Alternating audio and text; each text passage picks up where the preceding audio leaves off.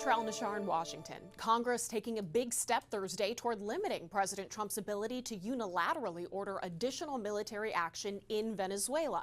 America's adversaries, including China, are watching closely as President Trump sets his sights on Venezuela's massive oil reserves. In a new interview with the New York Times, President Trump was asked how long his administration will demand direct oversight of Venezuela following the capture of Nicolás Maduro. His answer, only time will tell. Pressed on specifics, 6 months, a year, longer?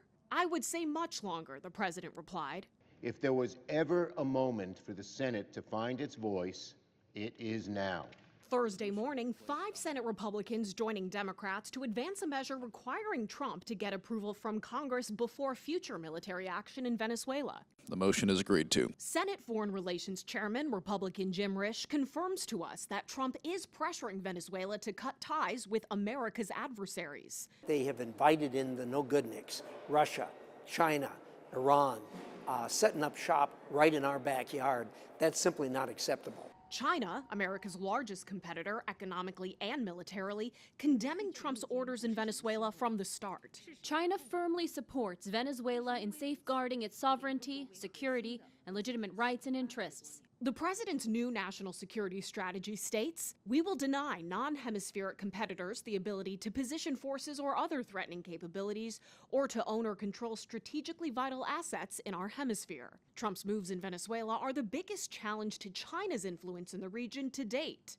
China is the top destination for Venezuelan oil exports, according to S&P Global. When Venezuela and China signed a trade agreement 20 years ago, then President Hugo Chavez called it a great wall against American dominance. In Beijing's strategy to expand its influence in Latin America in the past 2 decades, China's made roughly $100 billion in oil-backed loan agreements with Venezuela. Details are murky, but it's estimated Venezuela's outstanding debt to China is down to $10 to $20 billion. Militarily, China has a very limited presence in the Caribbean. Experts watching developments over the past week speculate that China's lack of response, aside from statements, signals Beijing is not interested in countering American military forces in the region. In Washington, I'm Atra Al-Nashar.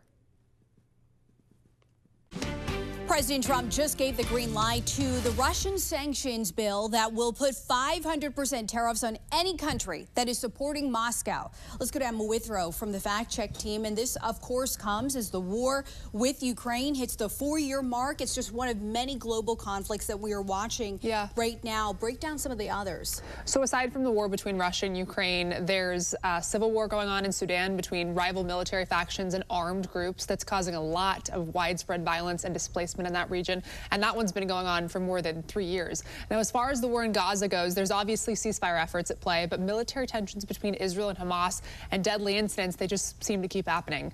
In Myanmar, there's an ongoing civil war with ethnic armed organizations who are fighting the central government there. Over in Nigeria, there's constant insurgencies from groups like Boko Haram, who have been designated as foreign terrorist organizations by the U.S. government. Now, even though it hasn't escalated into a full-blown conflict, there has been flare-ups and proxy violence between Israel and Iran that we've been keeping an eye on. Right. And we're watching protests here happening in the U.S. as well. And it seems like these conflicts around the world, they're only getting more violent, more common. Does the data back that up? Yeah, it definitely seems that way, and the data does seem to back it up. I mean, the Global Peace Index, they say around 60-plus state-based armed conflicts were recorded between 2023 to 2024, which is the highest number that they've seen since they actually started keeping these types of records after World War II.